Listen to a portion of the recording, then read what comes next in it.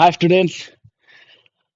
একটা সানি সকাল, আকাশটা পুরো নীল হয়ে আছে, একবার দেখে নাও।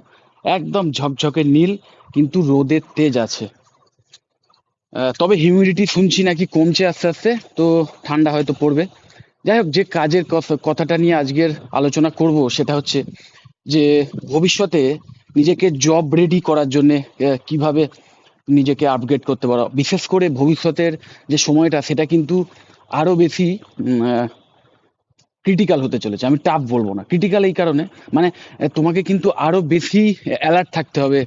চারিদিকে কি ঘটছে না ঘটছে, বা চারিদিকে কি বিষয়, আহ, তুমি যে বিষয়ে তুমি কাজ করতে চলেছো সেই বিষয়ে কি নতুন ফাইন্ডিংস আসছে। মনে রাখবে, দেখো, জগতে অনেক কিছু হচ্ছে, অনেক কিছু হচ্ছে, সব কিছু বিষয়ে তোমাকে সব কিছু জানতে হবে, সব কিছু নলেজ রাখতে হবে, সেটা কখনোই নয়। তুমি যে ফিল্ডে আছো, পার্টিকুলার সেই ফিল্ডে নতুন নতুন যে ফাইন্ডিংস গুলো বেরোচ্ছে, সেইগুলো কিন্তু নিয়ে রেগুলার পড়াশোনা করে যেতে হবে। একটা সময় ছিল কি, লোকে পড়াশোনা করতো, করে একটা ডিগ্রি পেয়ে যেত, বা একটা ডিপ্লোমা ডিগ্রি, তারপর পোস্ট গ্রাজুয়েট, তারপর এইসব করে, বা যে কোনো একটা ডিগ্রি ফিগ্রি করে নিয়ে কোনো রকম একটা চাকরি যদি পেয়ে যেত, ব্যাস তাহলেই যেন হয়ে গেল। এবং দেখা যেত যে সেইভাবেই সে সারা জীবন ওই চাকরির মাধ্যমে কাটিয়ে দিয়ে গেল, এবং টাকা পয়সা ইনকাম করা, এবং চাকরিতেই তার প্রমোশন টমোশন অটোমেটিক্যালি হয়ে যেত, এবং আলটিমেটলি তার লাইফটা একটা সেট হয়ে যেত। মানে সোজা কথা, একটা একবার কোনো রকম একটা ডিগ্রি পাওয়ার পর একটা চাকরি জোগাড় করে ফেলতে পারলেই লাইফটা সেট হয়ে যেত।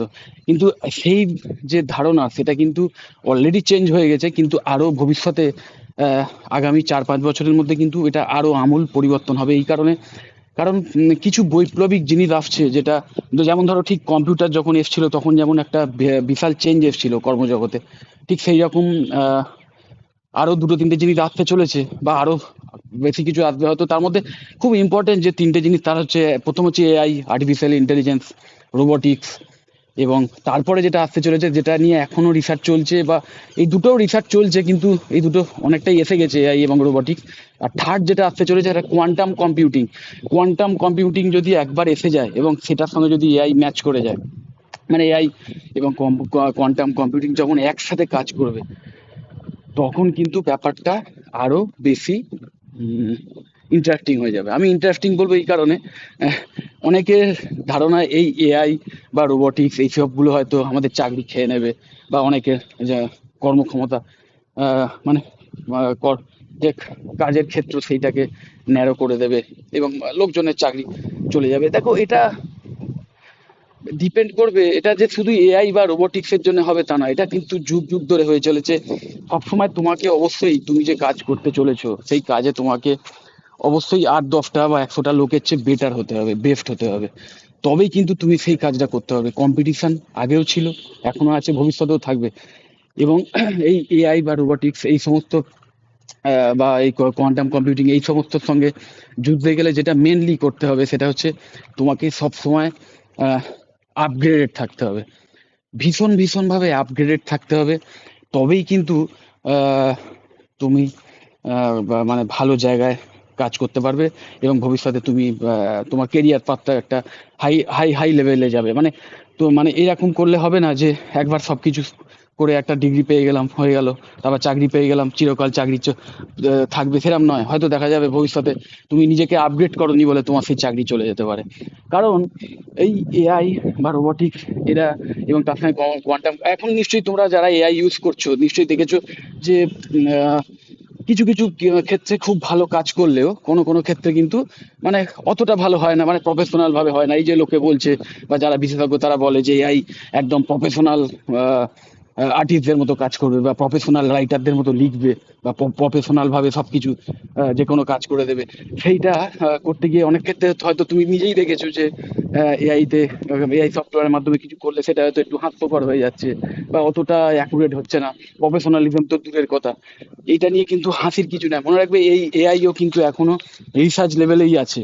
এবং এ কিন্তু যতদিন, মানে যত এই যে আমি ভিডিও দেখছো, বা তুমি ভিডিওটা দেখছো, বা এই আমি ভিডিও করছি, বা রাত্রিবেলা আমরা সবাই ঘুমিয়েছিলাম বা খাচ্ছি, এই যে আমরা অন্যান্য কাজের ব্যস্ত ছিলাম, এই সময়টা আমরা কিছু শিখছি না। কিন্তু এআই, কিন্তু এআই এর যে সফটওয়্যার, এই সফটওয়্যারের যে মানে ডেভেলপমেন্ট হাউ, যে যেখানে সফটওয়্যারটা ডেভেলপ হচ্ছে, এবং সেখানে যে সার্ভার রয়েছে, সেই সার্ভার কিন্তু কন্টিনিউয়াস অন আছে। এবং এআই 24/7/365 সব সময় কিন্তু শিখে চলেছে। যেমন ধরো চ্যাট জিপিটি, এই চ্যাট জিপিটি যেমন তোমার আমার সঙ্গে ইন্টারাকশন করে, সবার সাথে ইন্টারাকশন করে যেমন তার কাজটা করে চলেছে, তার মানে সার্ভিস দিয়ে চলেছে, তার সাথে সাথে ইন্টারাকশন যত করছে তত কিন্তু সে শিখে চলেছে। সে তার তার মধ্যে আরো নতুন নতুন স্টোর, মানে ডেটা স্টোর হয়ে চলেছে, এবং যত ডেটা স্টোর হচ্ছে তত কিন্তু সে নতুন নতুন জিনিস আরো শিখছে, মানে মানে অবিরাম শিখে চলেছে। তো সেই রকম একটি সফটওয়্যার যখন কন্টিনিউ শিখে চলেছে, সেই কিন্তু আজকে যেরকম আছে ভবিষ্যতে আরো অনেক বেশি বেটার জায়গায় চলে যাবে। তো এইটা করতে গেলে তুমি যদি ভাবো তাহলে আমাকেও কি এরকম 24/7/365 শিখে চলেছে, শিখতে হবে বা এরকম তথ্য আহরণ করে যেতে হবে, না, কখনোই সম্ভব নয় সেটা। আর তুমি চাইলেও সেটা পারবে না, কারণ মানুষ অত কিছু একসাথে মনে রাখতে পারে না। একটা মেশিন যতটা ডেটা স্টোর করতে পারে তার মেমোরিতে, মানুষের পক্ষে সেটা নেক্সট টু ইম্পসিবল বলাটাও কম হবে, মানে এটা মানে ভাবাটাই উচিত নয়। যাই হোক, তোমাদের যেটা মেন করতে হবে সেটা হচ্ছে এই এআই কে কি করে ইউজ করতে হবে।